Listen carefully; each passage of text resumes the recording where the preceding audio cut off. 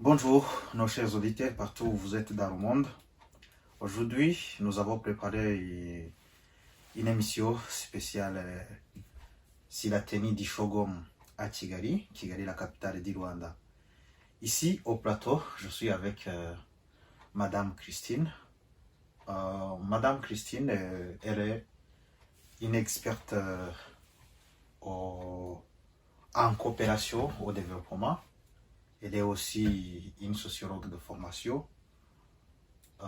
Christine fait partie des FDU Inc., une partie politique qui opère en exil jusqu'à aujourd'hui. Elle vient ici pour nous partager sur certaines choses qui se passent dans la région des Grands Lacs. Bonjour Christine. Bonjour Monsieur Eugène. C'est vrai que en ce dernier mois, on s'est parlé partout sur les médias, sur la tenue du Shogun au Rwanda.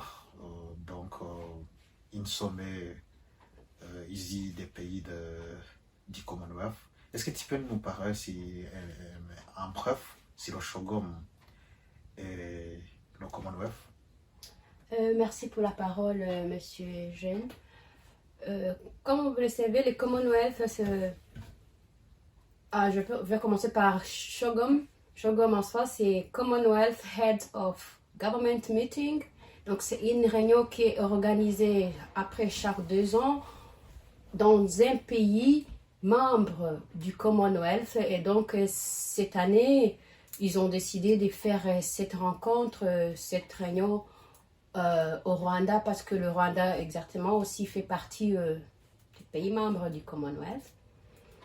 Le Commonwealth en question, c'est une organisation intergouvernementale qui est composée de quelques États, je veux dire 56 États, dont certains de ces États sont des anciens territoires de l'Empire britannique.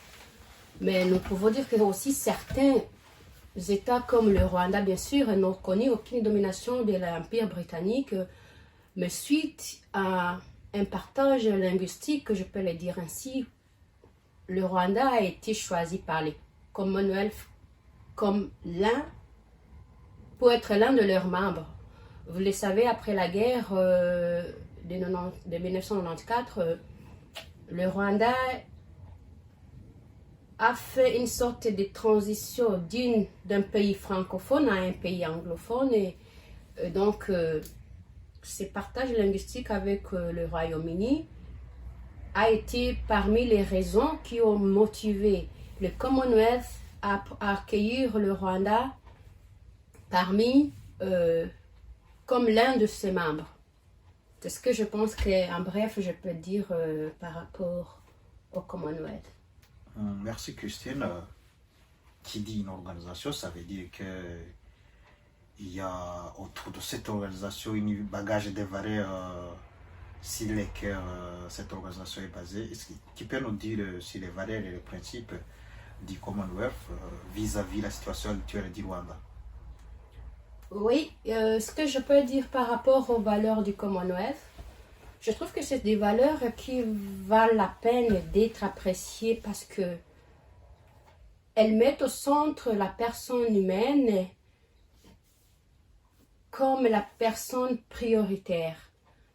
Donc, parmi les valeurs du Commonwealth, nous pouvons citer la démocratie par exemple, il y a le droit de l'homme, il y a un état des droits, il y a le partage du pouvoir, il y a la non-discrimination, la liberté d'expression. Donc, ce sont ces valeurs qui caractérisent le Commonwealth en question. Mais ce que nous nous demandons aujourd'hui est de savoir est-ce que ces valeurs, par rapport à la situation actuelle du Rwanda, sont-ils respectées par le Rwanda? Sont-ils mises en application par le gouvernement rwandais? On ne sait pas, c'est ce que nous allons voir ensemble aujourd'hui. Quand on parle de la démocratie, je vais essayer de parler un tout petit peu sur la démocratie au niveau du Rwanda, parce que vous savez, avec les élections, nous pensons qu'il y a déjà un problème avec la démocratie. Comme vous le savez, les élections au niveau du Rwanda, ce sont des élections qui ne sont pas libres et transparentes, si je peux le dire ainsi, parce que en 2000, il y a eu des élections présidentielles avec 97% de voix de la part de Kagame. En ce temps-là, le pays venait à peine d'une situation très compliquée, c'est-à-dire le génocide qui a eu entre le génocide qu'on a appelé, entre parenthèses, génocide des Hutus contre les Tutsis. Donc, avec ces génocides, il y a difficulté de penser que ces élections ont été presque 100% gagnées par Kagame.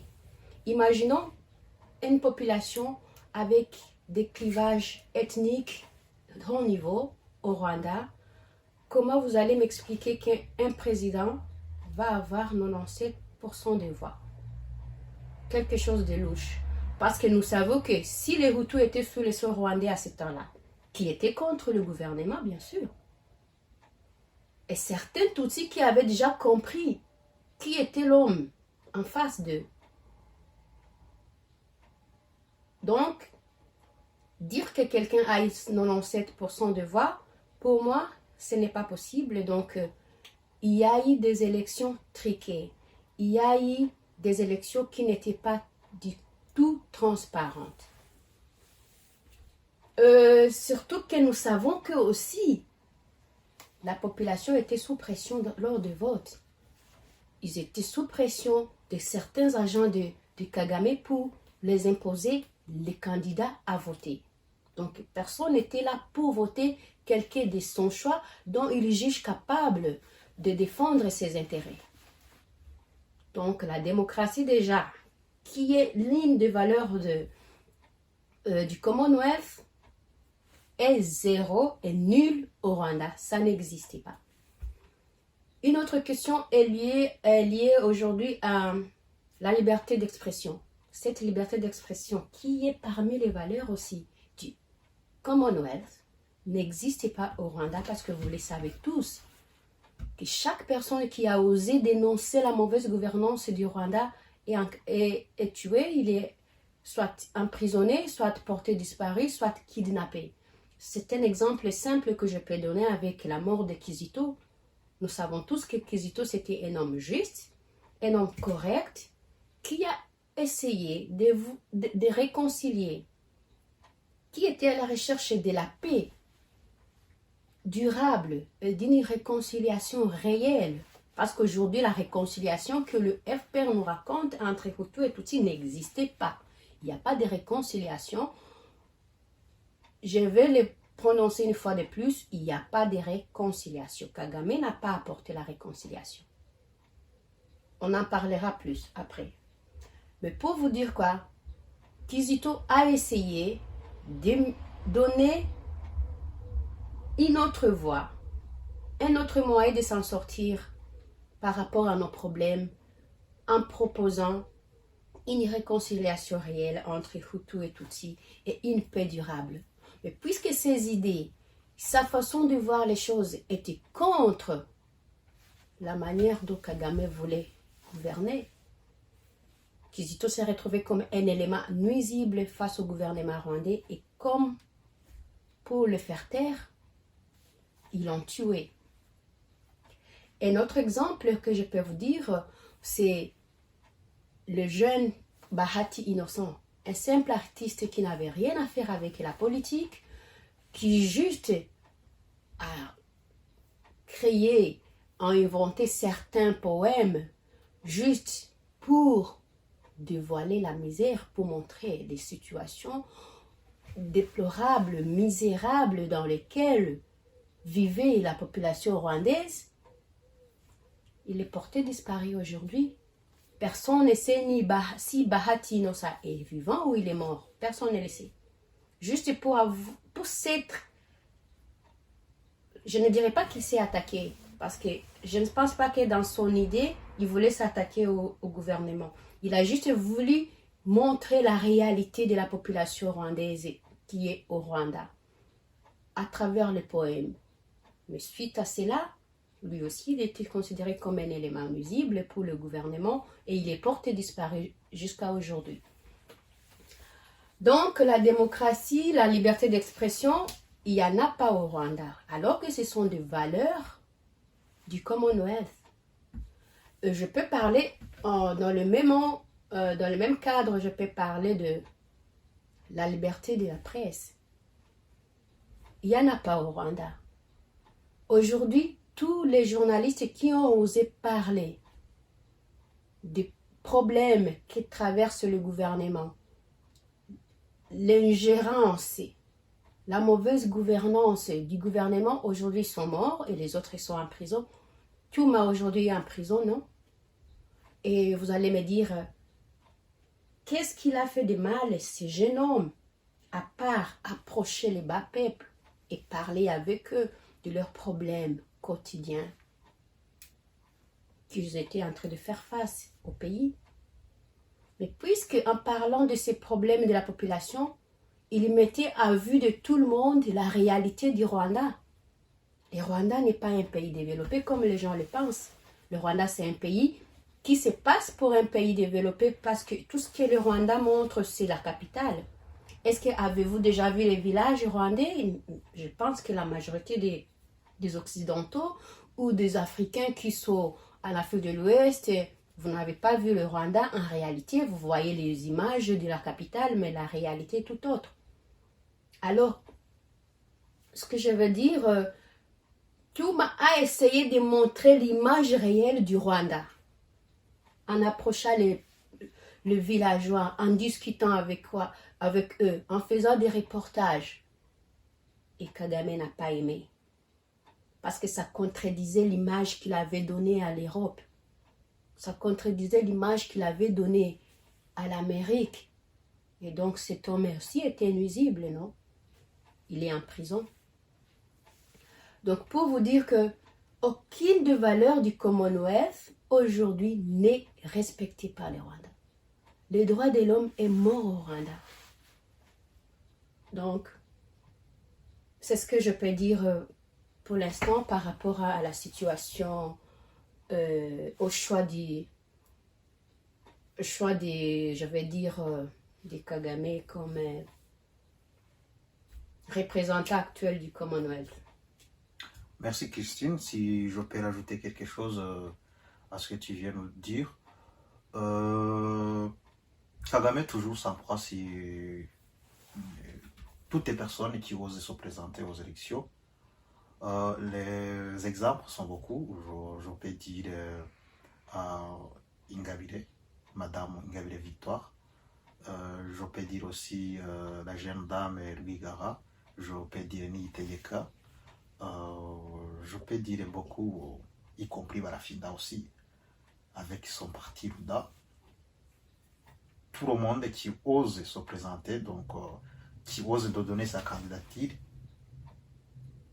finit en prison. Ici, qu'est-ce que tu penses si le choix du Rwanda comme un pays hôte et le choix de Kagame comme le chairperson du Commonwealth, qu'est-ce que tu peux en dire sur ce choix? Merci encore. Ce que je veux dire en commençant, c'est trop de publications que nous avons vues après la réunion des Shogom à Kigali, que beaucoup de gens ont écrit, genre sommet de honte. Il y a eu beaucoup de critiques qui n'étaient pas bonnes, bien sûr. Mais moi, je peux dire que je vais rajouter quelque chose à ça, c'était un sommet de honte et d'échec pour moi. Parce que, comment expliquer que je sais que le comité du Commonwealth connaît Kigali, connaît le Rwanda, connaît leur mode de fonctionnement. Ce n'est pas un pays à qui on peut confier une telle responsabilité en sachant toutes les atrocités, tous les crimes que Kagame est en train de commettre depuis les années 90 jusqu'à présent. Mais pour le respect même du Rwanda, le comité pouvait essayer de passer cette réunion dans un autre pays qui n'est pas le Rwanda, juste pour le respect des Rwandais qui sont tués depuis les années 90 et même pour les Congolais que Kagame continue à tuer jusqu'à aujourd'hui. On compte plus de 5 millions de populations tuées par les Rwandais, par Kagame et FPR à Kigali. Mais pour le respect de tous ces gens, au moins les comités du Commonwealth pouvaient dire, parce que je sais que le Commonwealth sait ce que Kagame fait. Ils pouvaient dire non, on peut passer cette réunion dans un autre pays que le Rwanda. Mais vous êtes allés là-bas. Pour nous, c'est une honte. Juste la présence et le fait d'avoir passé cette rencontre à Kigali a montré au monde votre côté. De quel côté vous êtes? Vous êtes du côté du méchant, vous êtes du côté du criminel. Parce que si vous avez parlé de la démocratie, des droits de l'homme, et que vous acceptez de passer votre réunion dans un pays tel que le Rwanda qui n'a aucun respect pour les droits de l'homme, vous avez montré que vous êtes du côté du méchant, vous êtes du côté de celui qui s'en fout du bien-être de la population. Vous avez prouvé que vous soutenez les crimes de Kagame. Donc c'est ça que je peux dire par rapport à cette rencontre qui a eu lieu il y a déjà un mois au niveau de Kigali. Si j'ai bien compris c'est un peu scandaleux, non? Que pensez-vous si sur le choix de Kagame et les responsabilités qui viennent de s'ajouter à lui? Est-ce que Kagame va constituer un portail pour les Rwandais, pour que les Rwandais puissent en jouir de leur liberté et de leur droit? Monsieur Jeune, je pense que je ne suis pas la seule à connaître qui est Kagame. Tout le monde le connaît. Tout le monde qui a eu le temps d'évoluer au Rwanda, on sait qui est Kagame. Kagame, depuis les années 90, quand il est entré, tout ce qu'il a fait, ce n'est que massacrer. Il a tué tout le monde, les jeunes enfants, les femmes innocentes qui n'avaient rien à faire avec la politique, le vieillard qui était vulnérable et dans l'incapacité de se défendre. Il n'avait pas laissé à aucune personne le choix de vivre. Aujourd'hui, lui accorder la responsabilité d'être le chairman du Commonwealth ne va rien changer sur le problème que nous traversons aujourd'hui au Rwanda. Le problème du non-respect des droits de l'homme, le problème des manques de démocratie, ça ne va rien changer parce que Kagame, je ne sais pas, aujourd'hui je commence à me poser des questions sur sa vraie personnalité. Kagame est-il une personne normale comme nous qui prend le temps de réfléchir avant d'agir, ou il est animé par un esprit que nous ignorons? Est-ce que Kagame est malade? Il a des problèmes psychologiques, psychiatriques? On ne sait pas. Parce que pour moi, je sens que c'est un homme assoiffé du sang. Il est prêt tout le temps à tuer les gens qui n'ont rien à faire avec lui, qui n'ont rien à faire avec sa politique et ses problèmes. Donc, on ne sait pas qui il est en réalité. Et j'avais pensé un jour de proposer de faire des examens pour cet homme, des examens psychiatriques et psychologiques pour savoir est-ce qu'il n'y a pas quelque chose qui ne va pas avec lui.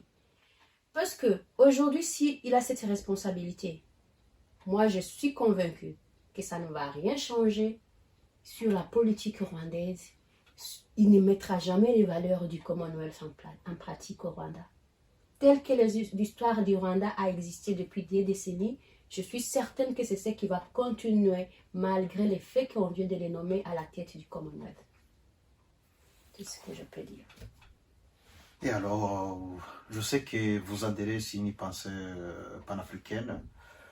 Que pensez-vous de Kagame qui vient de bénéficier son poste de diriger le Commonwealth dans les années à venir, alors que Mushikiwabo aussi, une Rwandaise, elle est à la tête de la francophonie, donc le Rwanda qui dirige la francophonie et l'angophonie. Qu'est-ce que tu peux expliquer à cette dualité par rapport au panafricanisme? Ce que je peux dire déjà par rapport au panafricanisme, qu'est-ce que c'est le panafricain d'abord? C'est l'autre et jeune. Pour moi, le panafricain, c'est quelqu'un qui pense beaucoup plus au-delà de ses frontières, au-delà des limites. il ne voit pas lui-même, il voit les autres, il voit les bien-être de tous les Africains. Mais moi, quand je vois Kagame, il n'a rien de panafricain. Parce que quelqu'un qui est panafricain, il pense directement à son propre peuple. Qu'est-ce que je peux faire pour améliorer les conditions de vie de mon peuple?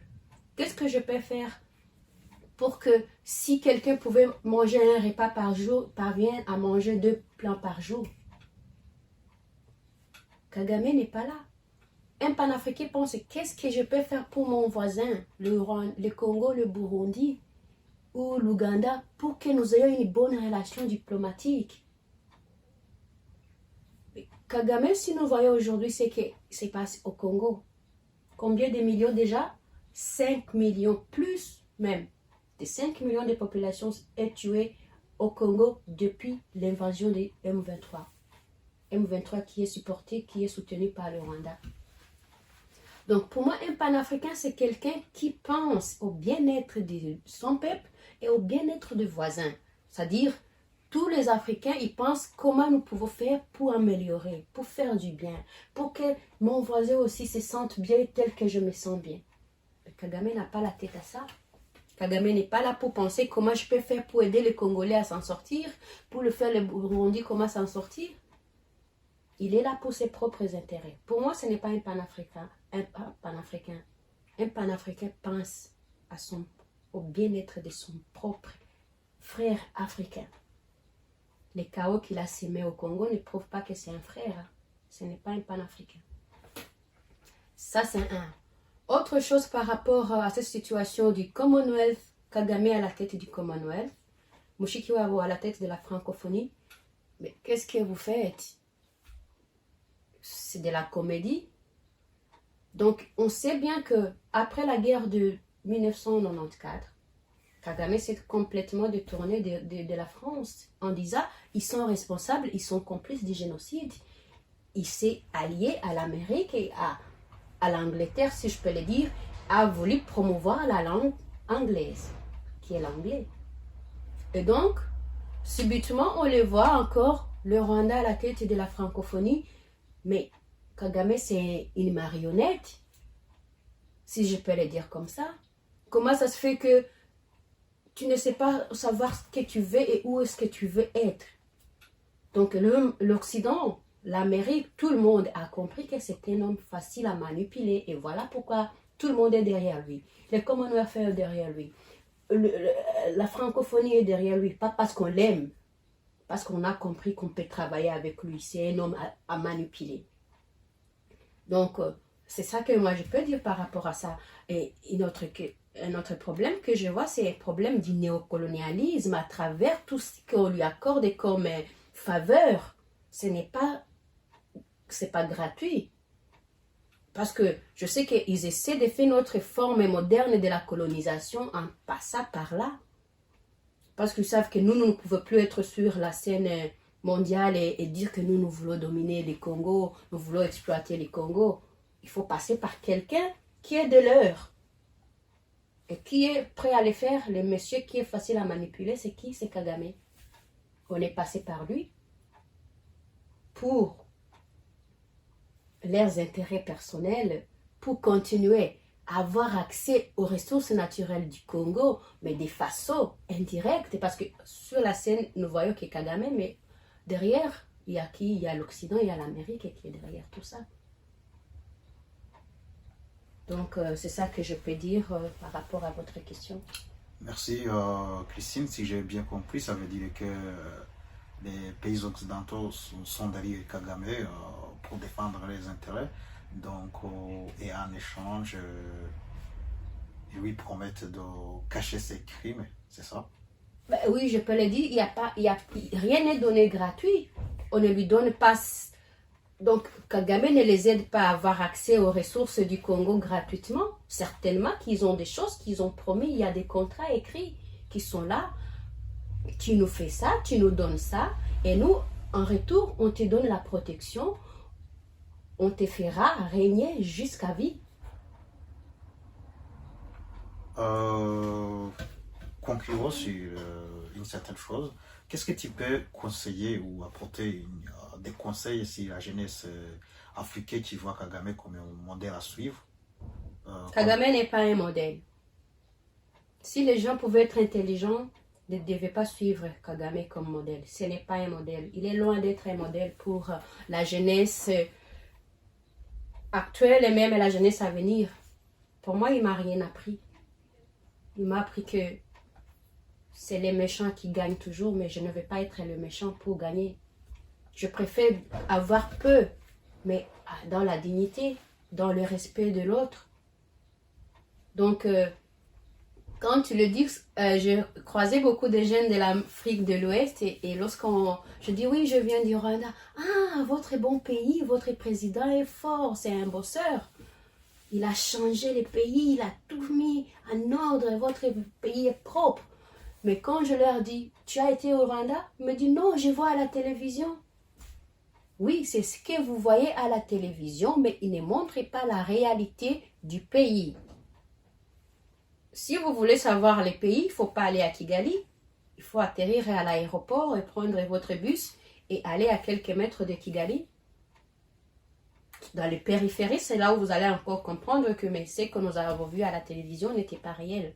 Donc, Kagame a essayé de maquiller Kigali pour attirer le monde, mais n'a pas montré la réalité, la misère, les petits enfants qui vont encore à l'école sans chaussures, avec des culottes trouées. Il y en a qui sont remplis de poussière du pied au genou. Il y en a.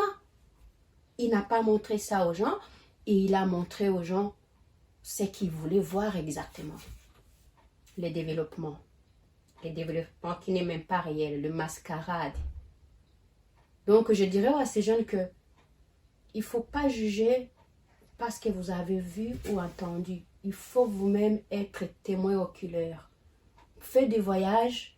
Si vous avez les moyens, allez à Kigali, visitez pas seulement la capitale, allez dans le périphérie, allez dans le village, vous avez le droit d'y aller, peut-être parce que vous êtes étranger. Allez faire des visites touristiques. Et dites-moi encore que le Rwanda est le meilleur pays. Merci Christine d'avoir répondu à notre appel. Et merci pour cette contribution que tu viens ajouter, les conseils aussi que tu viens donner à toutes les communautés qui nous écoutent et qui nous suivent. Merci Christine. Merci aussi Eugène. Merci chers auditeurs, c'est ici que nous clôturons notre émission. N'hésitez pas de liker et de s'abonner sur notre chaîne. À la prochaine.